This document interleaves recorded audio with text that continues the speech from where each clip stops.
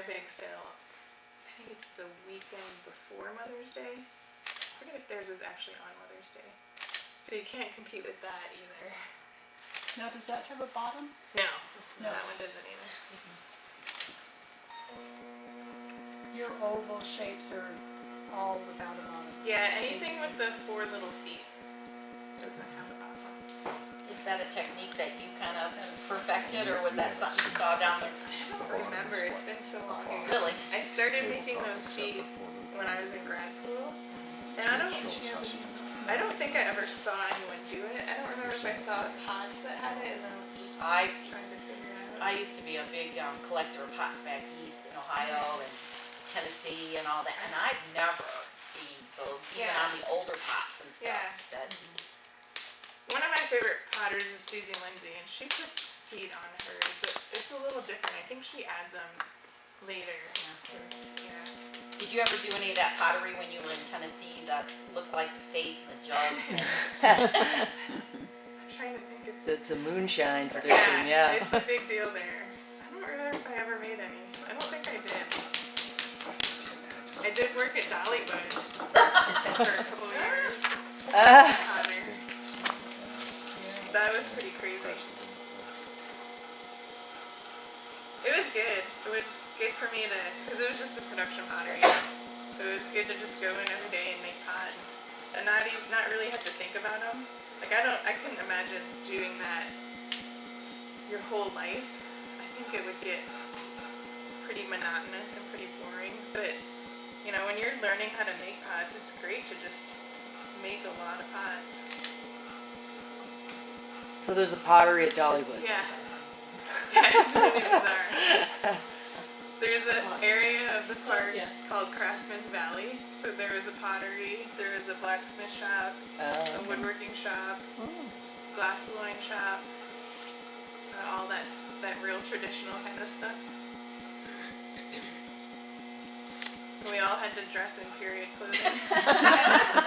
For wheel. It was like turn of the century. So it's kick wheels or treadle wheels. I know, it's weird. We had electric. You had electric wheels. It was so backwards. Period costumes. That makes no sense at all. I know. You probably didn't even notice that. Yeah. That's funny. Have the like light bulbs that are the torture-y kind. And, yeah. I do remember being so happy though that, because we had to dress in period clothing, all the women had to wear dresses. Oh, but man. since we were making pots, we got to wear the men's, like, they had this overall costume. It'd be tougher enough. Breeches. Yeah. How do you spell, you said Susan Lindsay? Susie. Oh, Susie. Okay, how do you spell her last name? Lindsay, I think it's just Lindsey. Okay. Their pottery is Fork Mountain Pottery, I think. Her and her husband, Kent McLaughlin. Where's that? Right outside of Penland in Bakersville, North Carolina. What are you making now? This is going to be a picture. And I'll ask Darin, how much clay did you have there? 3.5 pounds. 3.5? Yep. There's no right answer for a teapot, depending on how big a teapot I is, know. and how many people you want to serve, and Yeah. Right, but that's why I'm asking. Or even mugs. I sell tons of really big mugs. They're really almost like steins, you know. People love them, but they're huge. Yeah, and how thick. Like sometimes I Yeah. think my mugs are maybe too thin. So I probably could get away with, I should use more clay, but make them the same size.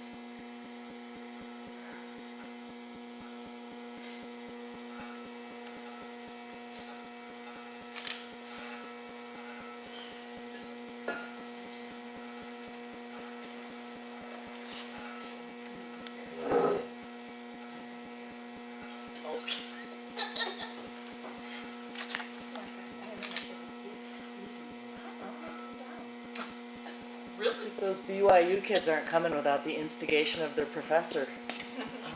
Richard Briggs is out of town, but he's like, no, but my students are coming. Oh, really? That's what he said. They went out You last probably went night. skiing.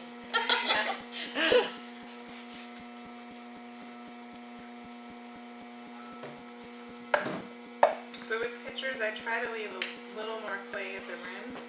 So kind of pull through about here and then leave a little thicker at the top. That way I can pull the spout from that clay.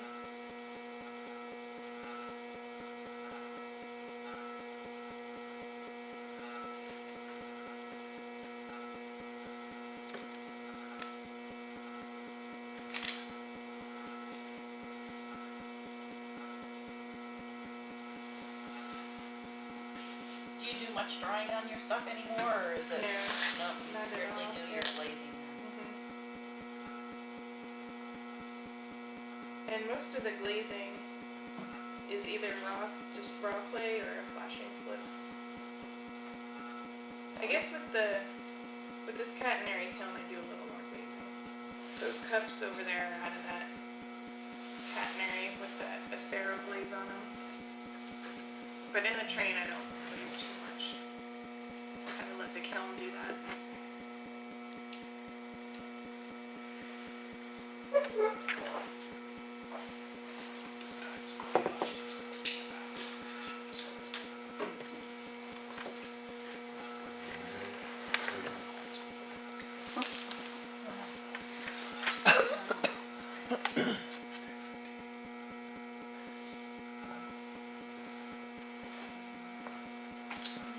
Explain the definition of the catenary kilns. So a catenary is a continuous arch. It's a cross-draft kiln. And catenary just, I think that's a really old just building term, meaning continuous arch. Kind of looks like a cat arched up too. Yeah, And do you use wood in it as well? yep. Yeah, right now I don't have any other options. I don't have it set up to do anything else. Sometimes I think, I have propane heat at my studio, so I have thought maybe it might be good to like rig up a little burner just to do a preheat. But yeah, I don't have anything right now set up to do that. Or you don't pilot them or anything, huh? Just No, it's get a just little straight kindling heat. going. Yep. Yeah.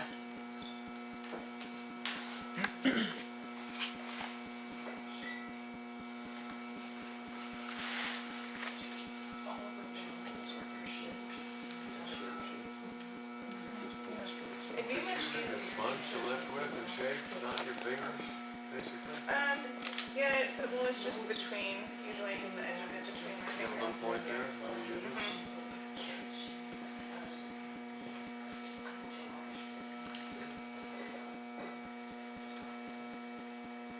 But that little kiln, when I built it, I thought it fires pretty quickly, but I was kind of hoping it would be even quicker.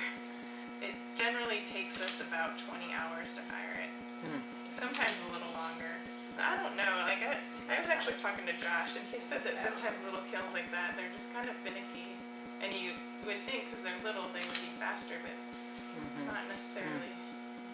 But if I had a burner and could just preheat it, that would be much nicer. I could probably fire it just by myself. I've done quite a few firings with just one other person. And we just kind of take turns overnight. Usually with that kiln, we'll just do 4-hour shifts and take turns overnight. So 20 hours isn't too bad. And when I first started firing it, we'd load it, I'd get up really early, like 5 or 6, and start it. And then we'd be finishing like the middle of the night, which I was always so exhausted and frustrated because I'm like, should be firing off so much faster. So now we just load it and start firing like the evening time and finish the next day, like middle of the day. And it's just so much like mentally easier. I mean, we have an overnight that we have to deal with, but just like going into it kind of not having that expectation of, oh, we gotta hurry up and get it done, it's getting late, we're all tired. Like, even if it's just 2 of us, we just take 4-hour shifts overnight, we still get a decent amount of sleep, finish in the middle of the day, and it seems very civilized. But if we had a burner, we could skip that whole first part.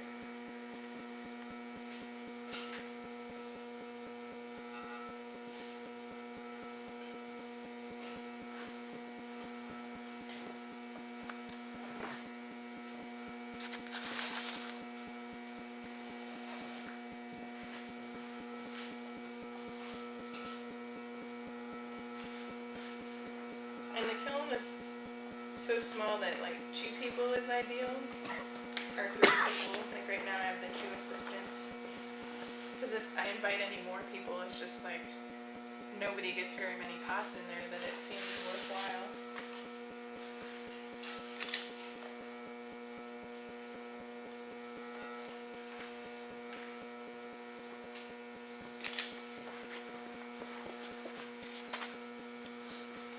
And the train kiln, for that one, I like to have 5 or 6 people part of that.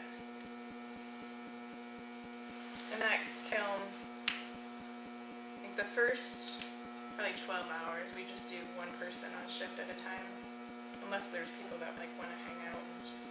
And then once we kind of get a little more heat going on, it's definitely by the time we're side stoking, it's good to have at least 2 people on shift. Just, it's a lot of moving wood around, because when that kiln's at temperature, we're stoking like a wheelbarrow full of wood in the firebox. And then it probably takes 20 minutes or so for that to burn down, but it's just a lot of wood. Like every stoke, you're moving a wheelbarrow full of wood, and then you stoke that, and then in between that, you're doing a few rounds of side stoking. So it's just a lot for 1 person to manage all of that and not get too exhausted. Have you ever done it with real hardwood? No. When I was in school, we were firing almost all with hardwood, but I think it's just what's available. Like Right. when I was an undergrad, we used a lot of oak, but in Tennessee, there's lots of hardwood. And So you don't have to, would it hold its heat longer? You wouldn't have to keep stoking it as much, or? well, I think even with the pine, I mean, 20 minutes between stoke is pretty relaxed tempo. I mean, what I usually do, I'll stoke and then I'll get the wood ready for the next stoke, but it's still like you gotta go move a wheelbarrow full of wood. Even if you think like, oh, my wood pile's right here by the kiln, this is really convenient. At a certain point, you're like to the end of that wood pile, or you know, you're still moving it. So get all the wood ready for the next stoke, and then kind of be able to sit down and chill out for 10 minutes or something. So it's a pretty relaxed pace with that kiln. And the side stoking in that kiln is really easy. But you are doing it usually when the kiln's at temperature, I'll do like 2 or 3 rounds of side stokes per main stoke. So stoke like maybe 6 little kindling size pieces, wait another 5 minutes, and then do that again a few times between the big fire rocks. But that's just a matter of, you know, you have your little pile of wood right here, you just sit down and stoke them in the kiln, wait another 5 minutes, you do that again.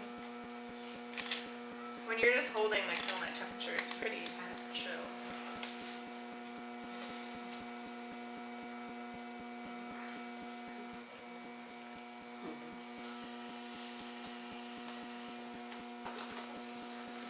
That's what Greg's been trying to tell us. What? To try to get as much clay off to the bottom so that you don't have to trim it. You don't Yeah, trim With those, do leather you? hard. I sometimes I do, sometimes I don't, depending on how well I do it. And I was taught, I'll probably trim it this afternoon so I can show you. I was taught to, like, you should be able to throw all of this and then kind of trim your foot with the knife and it's done. Yeah. You don't have to go back. So it did take me a long time to be okay with it, but sometimes I'll put it back on the wheel this way and trim a little bit off of here and then kind of reshape the foot. That's what she just said is what Greg's been trying to Yeah. tell us to do. That's good. He is a good teacher, he shouldn't be here. Yeah. He said he was going to be, but I thought he was gonna be here on Tuesday, Wednesday, Thursday. You get ultra She lazy said when she you have a put digital something film, on that's the good. slab, or she said, yeah. No, she's drinking for that.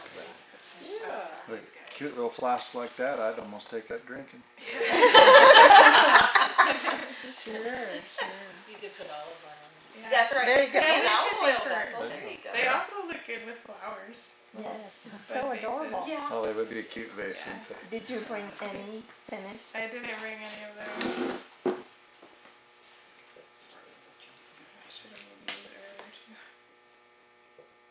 I'm sure if you ship a whole bunch down here, they'll be cool.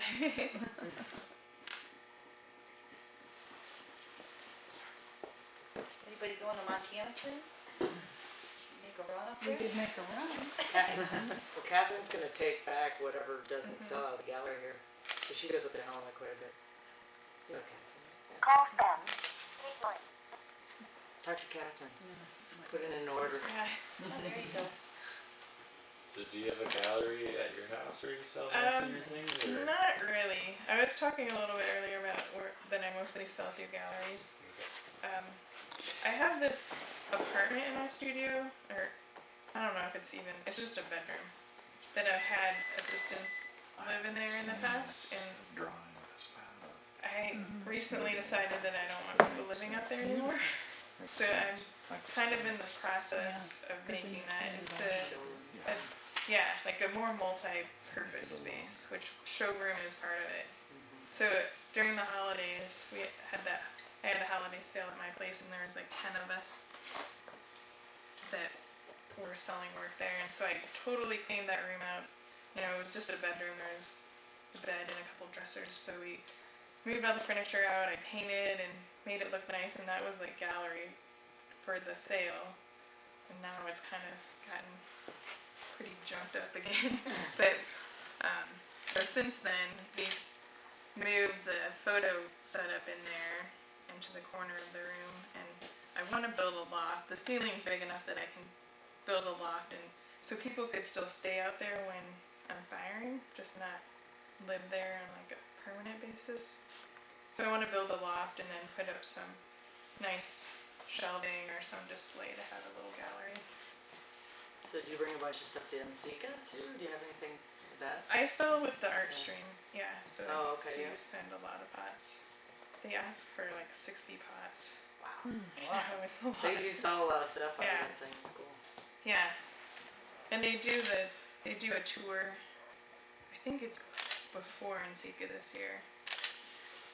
Now, where's that at? Yeah, Kansas Nsika's City. Kansas City this year. I think the art stream tour. I can't even remember what cities they're going to. With the tour this year, I did the tour with them last year. It's fun, but it's pretty exhausting. It's kind of an interesting thing too. Are you guys familiar with the art stream? No. So this guy, Allegheny Meadows, converted an Airstream trailer into his the. name? Yeah, I know. Allegheny Meadows? Nice. Yeah. He's had some super hippie parents. He actually bought the Airstream because when he was growing up, I think that they lived in a lot of different like camper trailers and that kind of stuff, and so he bought the original Airstream he bought for his mom, so she could have this or like stay in it when she visited him, and she didn't want it. She was like, I'm done with that. So he turned it into a gallery, yeah. Yeah. But he takes it to Nsika every year, so a different city every year, and usually has like a workshop tour either before Nsika or after Nsika, like as they're driving to or from. And he shows like 25 artists' work in there, I think, or right, like 20 to 25.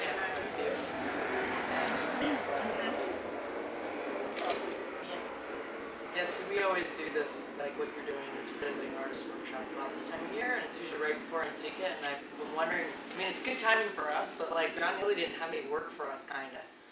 Do you know what I mean? Because people are like putting all their best work aside to take to Nsika. Yeah. So it's kind I definitely, like, this is all, what I brought is pretty much all I had in the studio. So did you give stuff to the Airstream guy? Well, yeah, and it worked out good this year because I was teaching at the ranch. So Allegheny's based out of Carbondale. Him and his partner, Sam Harvey, own Harvey Meadows Gallery in Aspen. So that's like another part of it. This is all same business. Harvey Meadows and the Airstream, it's all kind of the same business venture, I guess. But so their gallery's in Aspen, and so when I was down at Anderson Ranch, I was able to leave a bunch of pots for them for that. You'd be a good fashion designer too. You look like you're putting dresses together. Yeah. Yeah, all that darting stuff is Yeah. so technique. That's Yeah. Do you ever get back to Ohio much and nobody's left in Sandusky or? Yeah, I go back almost every year at Christmas time. And you go to Cedar Point? I haven't been there in a while, but when I was growing up, I always had season passes. Oh, yeah. Did you get to see, I think it's called Big Sandusky, that big crane? Or was it gone by the time you came? I mean, in the, whatever, you can hold, I don't know, like 20 cars and the, what do you call the little front end loader part? Oh, yeah. Scooper. Yeah. The bucket? Like, yeah, the bucket. I don't know Like, what you're talking you about. could put like 10, 15, 20. I mean, it's massive. What's But it was called Big Sandusky. Something up on the, I don't know. Well, it's a lot Some of, kind of industry. yeah, it's a lot of It metal, is. a lot of steel mills up Metalwork. there and Yeah. because of Detroit and Cleveland and iron ore, I think they loaded a lot of ships. Seamstress, Yeah, it must be that. you know, where they I'm make the pretty sure it's dresses. called Big Sandusky. It was scary. When was this? 70s. Okay. So before you came along. Yeah, I was gonna say. You come from an artistic family? No, not really. Yeah. And it's interesting. I learned how to throw in high school, and I actually grew up in this small town called Clyde, which was about 5,000 people when I was growing up. It's probably not that much bigger now. They had a whirlpool factory. I think that was the only Right, it's reason. big manufacturing. Yeah. A lot of Yeah. train yards and. Mhm. So pretty much our whole town, somebody in the family worked at Whirlpool. My grandpa worked at Whirlpool. Like everybody's families were somehow connected to that. It was like I think there's only like 2 or 3 Whirlpool factories in the whole country. Yeah, they're moving to Mexico too. Yeah, yeah. I remember my family talking about that. last Devastating time. that area. Yeah. How many But- years have you been at Anderson Ranch? I've taught there, so I've just taught like 2 or 3 week classes, but this was my 3rd time teaching there. Oh, that's great. But I learned how to throw in public school, which is really amazing.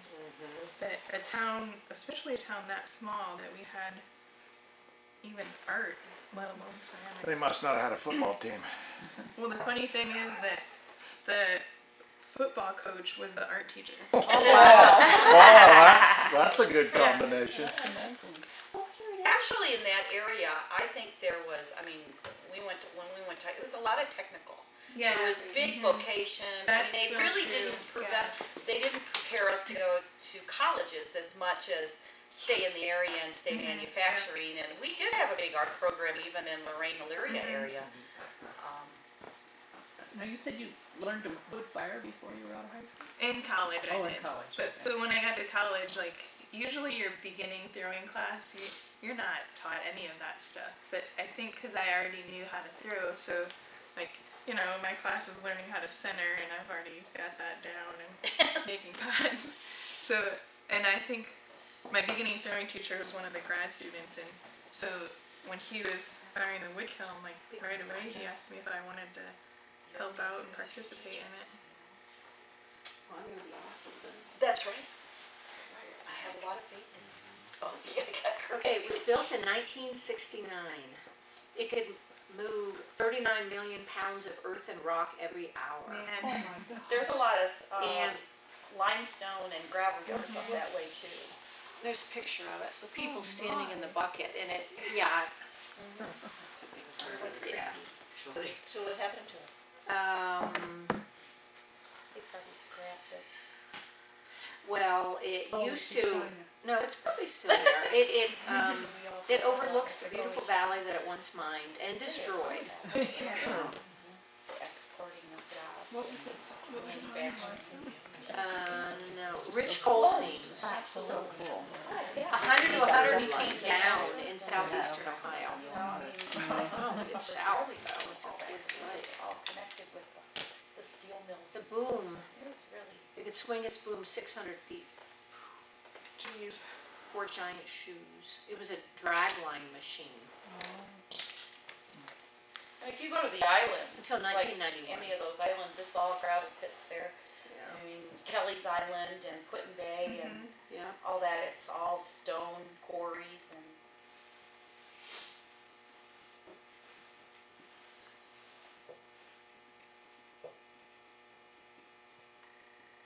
Those islands are fun.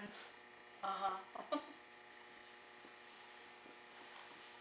used to have a friend that had a plane, a small plane like flies that's around cool. here.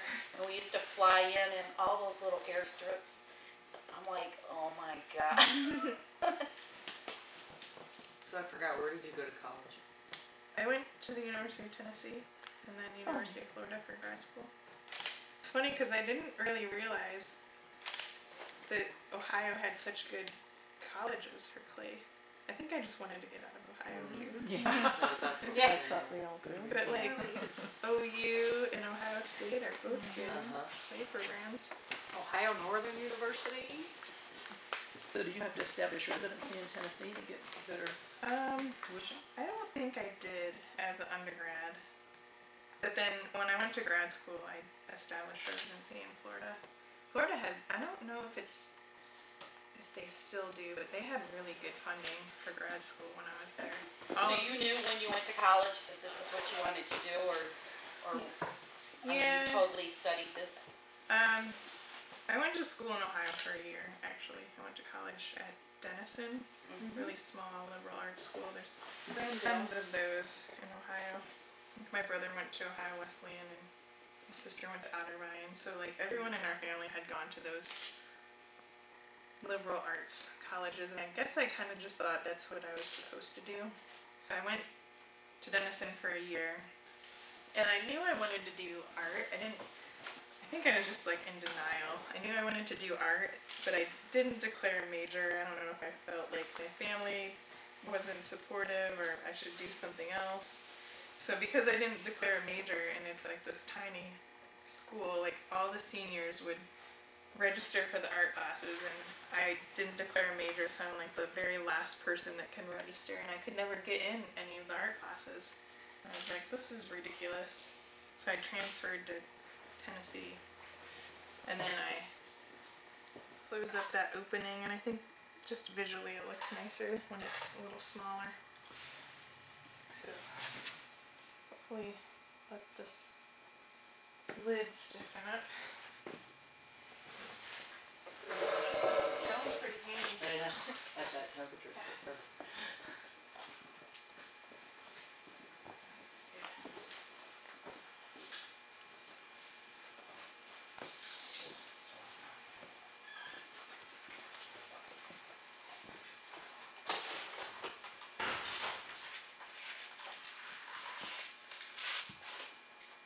You guys get to see lots of handles.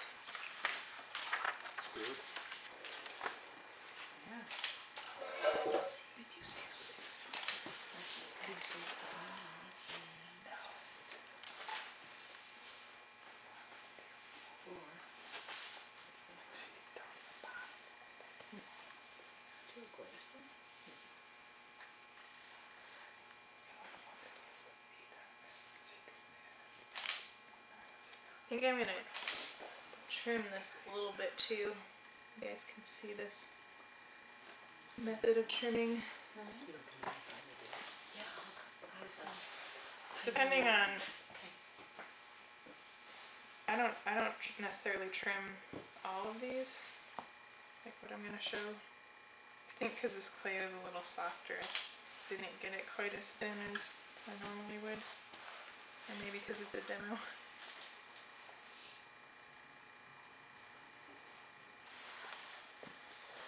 I'm gonna put it back on the wheel head.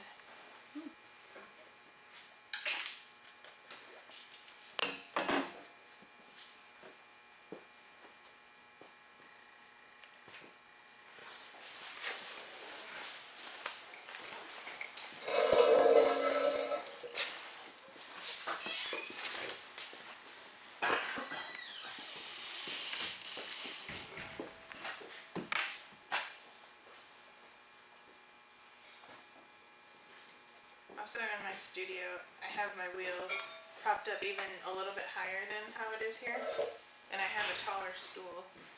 So I think I started doing that, well, when I threw at Dollywood, that was the setup, and I think they just had it that way so people could watch a little easier, because there was like this shelf thing kind of around here, and then the wheel was up higher so people could kind of come up and watch what we were doing. But I think it's just for your body, it's nicer to have your wheel up higher. It's kind of like standing and throwing, because like even how I have it set right now, I can sit up a lot more upright instead of being so hunched over. So when you're standing and throwing, you usually set your wheel up so that it's like this height, so your elbows and your arms are down, and then that's so the way I have it set up at home, even though I'm sitting down, it's like that relationship rather than the wheel head lower than where your legs and hips are. But the other thing that I've found that's really nice about it that way is the pot is just up higher, so you can get a better view of like the silhouette of it without having to totally bend over and look.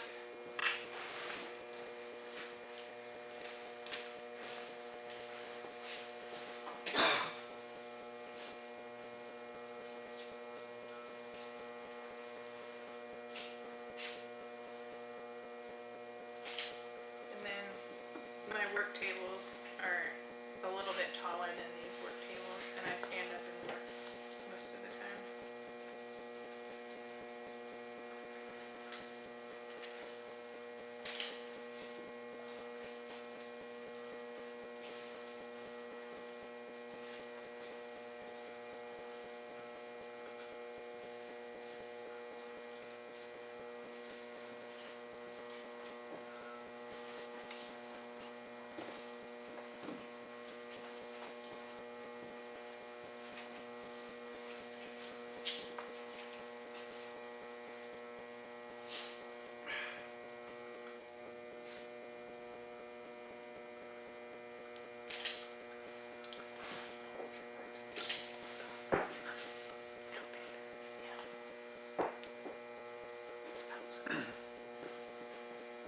You ever bump it out with 2 bumps on the back of your picture, like they're butt cheeks? No, I haven't. That'd be funny. Yeah.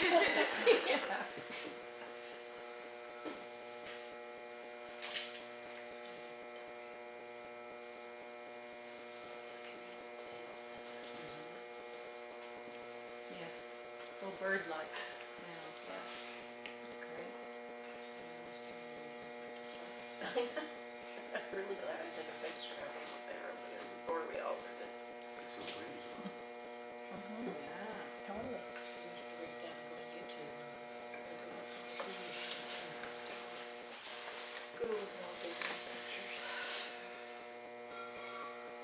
So you must have had a pretty thick bottom to start with. Yeah, it was kind of thick. I think it was a combination of this clay being a little soft and it's a demo. So it's definitely thicker than I would like it to be.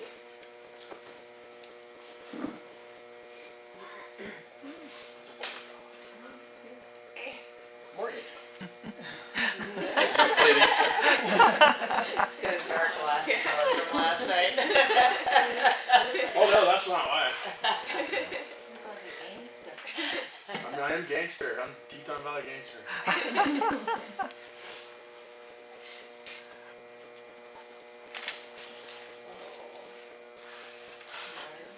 That was a late night for me. 11:30 or whatever was in bed.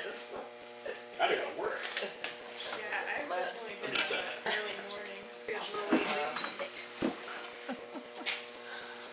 I used to work late in the studio a lot, and I can't do that I anymore. know, it's weird. When you're in your 20s, that's I like what know. you're into. Yeah, I used to paint till 2 o'clock in the morning all the time. yeah.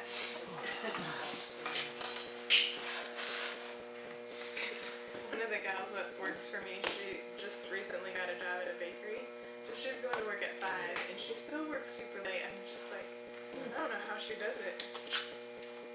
Like, you're getting up at 5, what are you still doing here? We're getting ready to fire, and she's like, oh yeah, I can do the overnight and just go to work in the morning. I'm like, no you're not. You can't go to work after being... How old is she? This is one of your new assistants. She's probably 24. That's why. There you go. Yeah, maybe Yeah, you should get I it. did that when I was in architecture school. Now my bedtime is like 1 o'clock. I just get tired.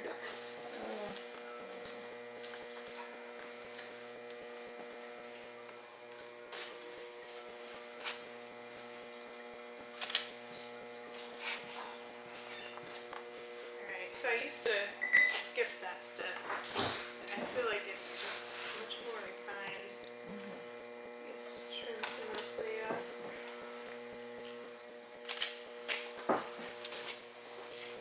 You're just undercutting it with a needle to it. Yeah. But I just mean that I used to skip this whole trimming stuff. Like, you can see the difference of that where it's thrown and then this one where I've trimmed some of it. But it's that thing where I was taught, like, you should be able to throw this and get it, you know, to that right thickness. Right when you throw it.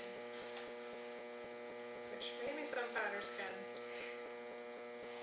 If it's really stiff clay, I can usually get it pretty thin down there. But I mean, this is a tricky form to Yeah. throw with the base that thin. And then I'll kind of finish the bottom just like I do the mugs. Scoop some of the clay out. Because once it's altered this much, I can put it on the wheel like this and trim it upright, but I can't put it upside down. Even with the truck, I don't know if there's any way I could get that centered to trim a foot on it. It'd be top heavy.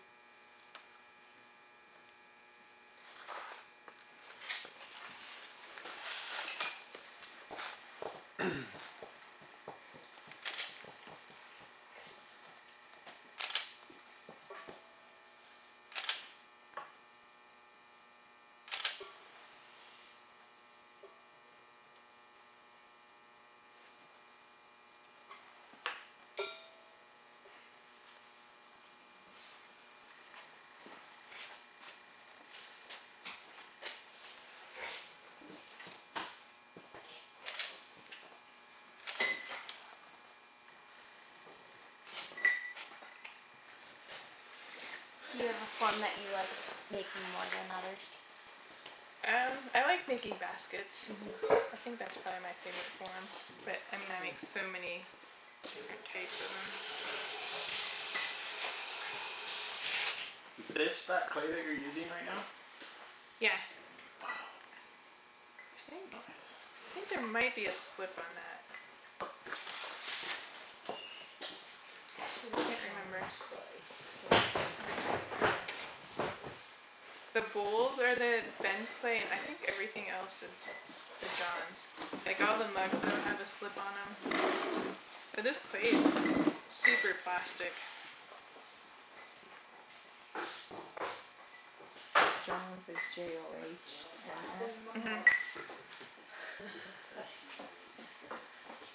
Those are kind of good. This is really sexy, Kerr. I like this. Thanks. Did anybody buy it? Not yet. Alright, looks like it's mine. Awesome. I like it.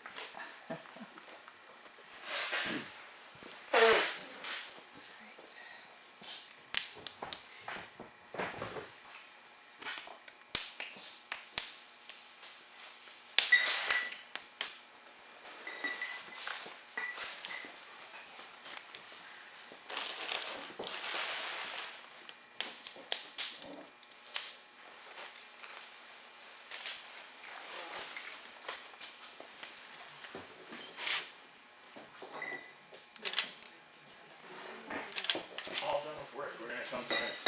Karen's making a sure wrap this. Go cheese.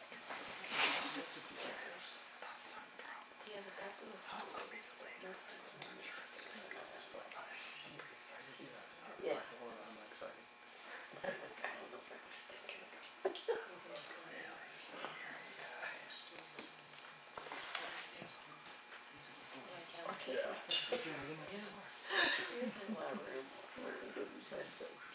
Well, we're having done that.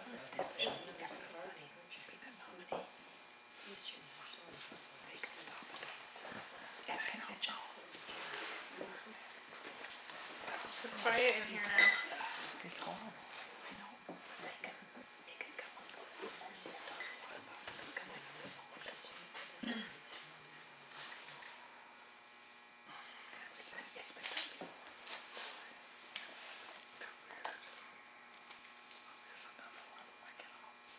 When you guys pull handles here, do you teach them to pull them off the pot? It totally depends on the teacher. Do many of you guys do that? Yeah, I've never done one. I do. Separately. I do. It is definitely one of those things I think you have to learn from the beginning. It's hard to teach people later. I don't like completely though. I start it Uh-huh. and then I finish it, Yeah. but I pull it on there. Yeah. Yeah. you should pour it. A lot of people do the method where they like actually like sort of form it and then attach it later, which I don't. Just doesn't feel like it's as married to the piece, Yeah. you know? Uh-huh.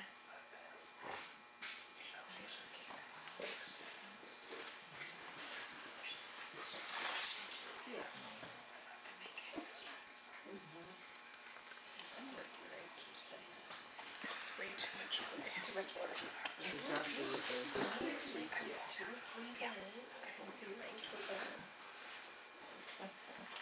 That's all, yeah, it doesn't look good, but that's all it. No. I'm a tapering strap kind of guy. But I like your handles are very different than I made them, and the way you were like explaining of this is how everyone always, the classic 70s handle. I was like, ooh, guilty. But at least you don't do a stamp on the bottom. Do you put the big thumbprint? I have like a sometimes like a 3. So it's not just okay, that's good. So yeah, at least I had that little removal from the ridicule. The 70s are coming back, Yeah. Yeah, so we just have to come back in. Yeah, a little bit. The big. You learn to make handles from L's? Yeah. That's how everybody was taught, though. I don't know. It's definitely handles are when you look at contemporary pots, like they've definitely changed a lot the last like 10 or so years.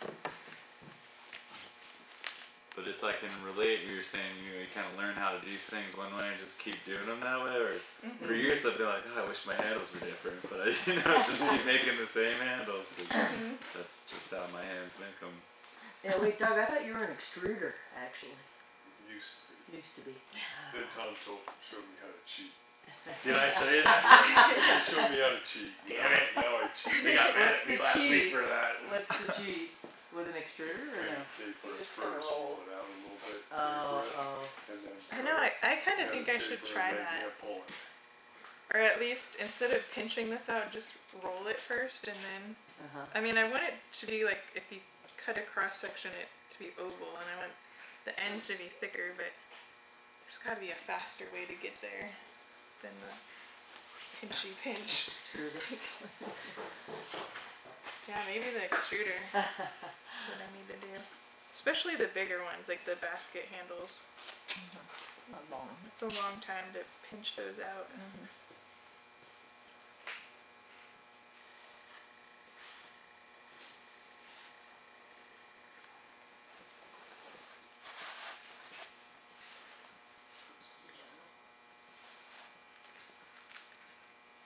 Yeah, I think the way Josh does that folding thing, he must have invented that. Can't imagine anybody else makes handles like that.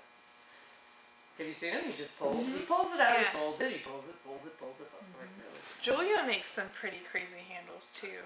Have you seen anyone seen her demos? Oh, okay. Okay. What's her name? Julia Galloway. She always demos them. So on that art stream thing, she was one of the other artists last year. So every demo she would do them, which is cool. But I don't think she's making that many pots with these different handles that she was demoing. But she would like kind of do the fold over thing like Josh does. But she had all these like vegetable names. It was like peas and where she'd like put these little balls of clay inside the 2 strips, so it's like lumpy, and then pull that, It's pretty cool. Huh. I would have never guessed that's how Sounds like she a did big it. mess in my hand. Chunks playing with it all.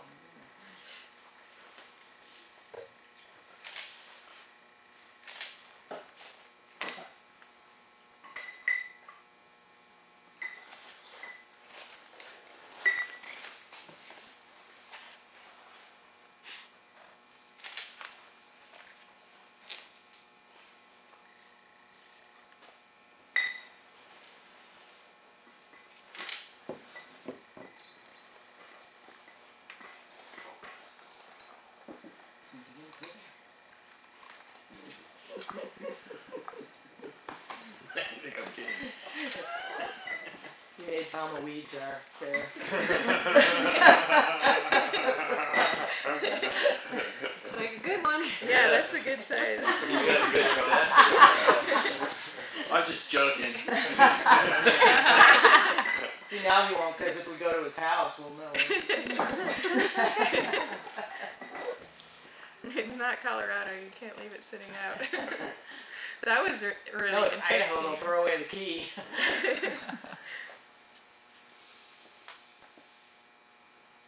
That was my first time in Colorado. I guess it's been legal there for, what has it been, a few years now? It's really interesting how, you know, it's just so public.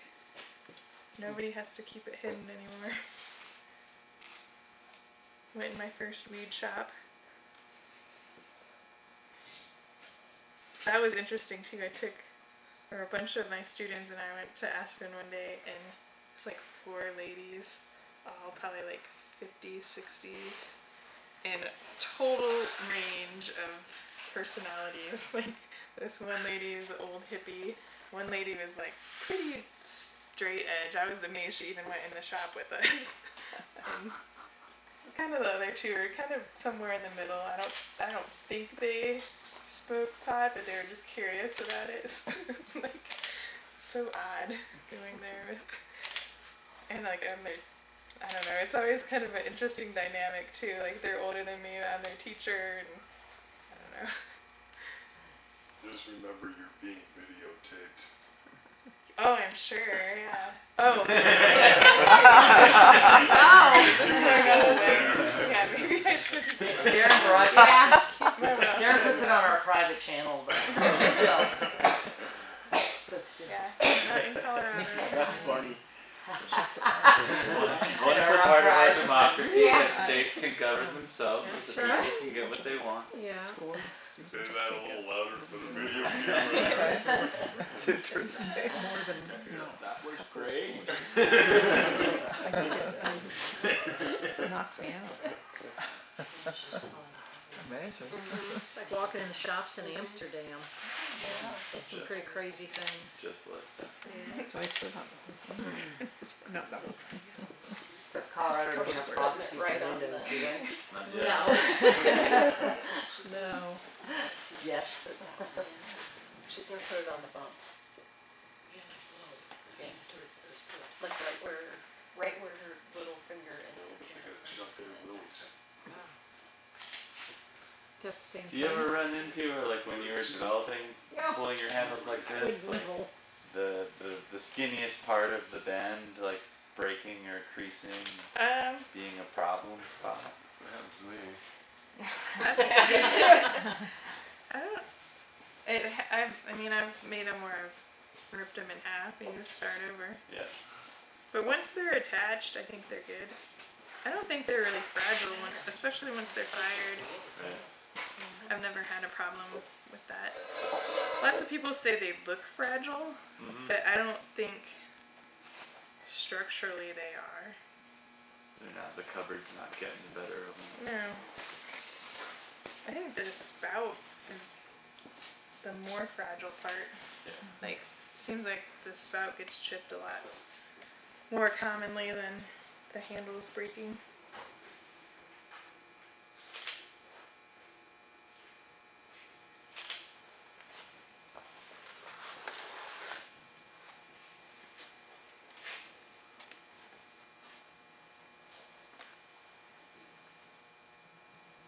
Looks like some kind of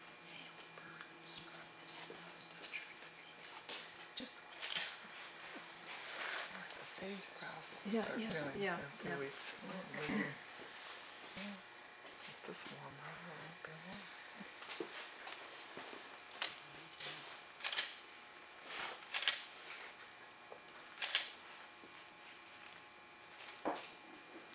Every pot over here has been claimed except for this one mug. Just in case anybody wants to know. Someone's got to do It's a it. very nice mug. If you wanted a mug, but The don't like orphan cheating, mug. There you go. it was all alone in the dry corner of the kiln.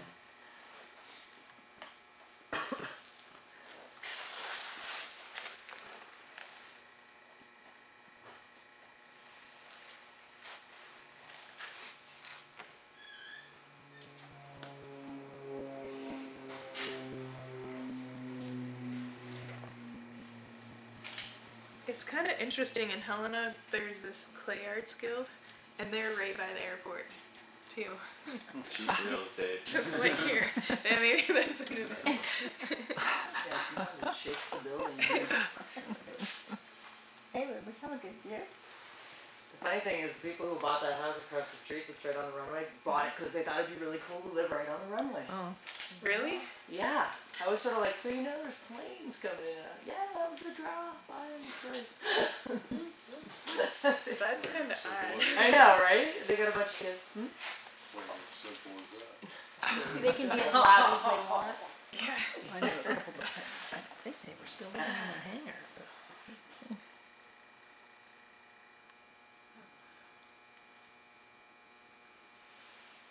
Trying to think of the name of the woman is really, really short right here.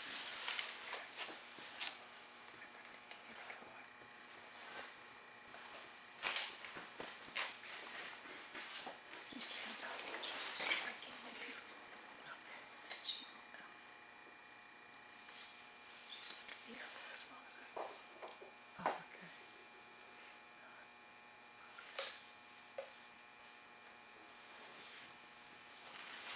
It's cool. Really cool. Doesn't look like the birds do.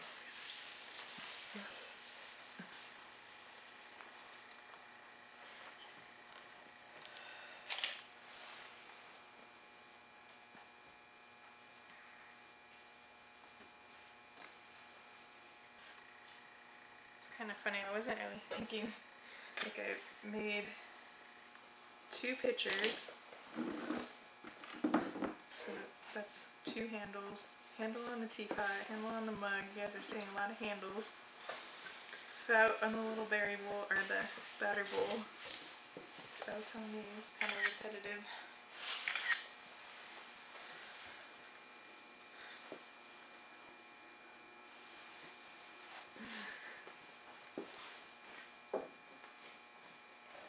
Are your salad plates thrown or handheld? They're thrown. And then you just alter the cut. Yeah, I was just gonna ask, Yeah, do you cut them? I can throw one of those for you. That would be So awesome. just Yeah, they're beautiful too.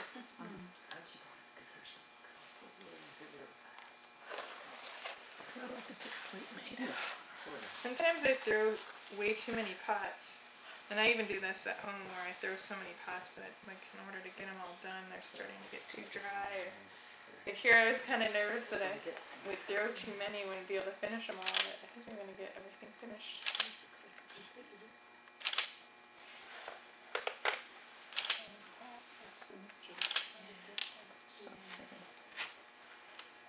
This one is a really tall handle in proportion to the pot.